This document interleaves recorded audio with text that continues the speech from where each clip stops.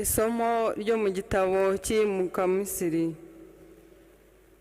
Musa amanutse ku musozi wa Sinayi amenyesha imbaga amagambo yose y'Uhoraho hamwe n'amabwiriza yose.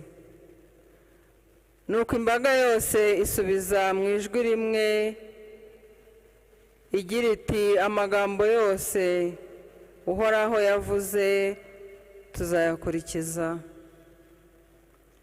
Musa yandika amagambo y'Uhoraho yose, hanyuma azinduka mu gitondo cya kare, yubaka urutambiro munsi y'umusozi, anahashinga amabuye 12. Ayo mabuye yibutsa imiryango 12 ya Isiraheli. Hanyuma yohereza abasore n'Abayisiraheli batura Uhoraho ibitambo bitwikwa, maze ibimasa babitambaho ibitambo by'Uhoraho.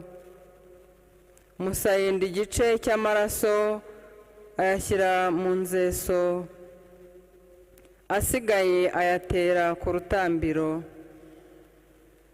Nuko yenda igitabo cy'isezerano agisomera imbaga. Baravuga bati, ibyo Uhoraho avuze byose tuzabikora kandi tuzamwumvira.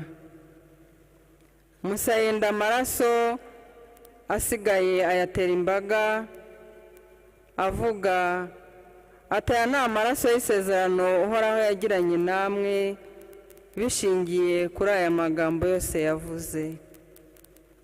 Iryo ni ijambo ry'Imana.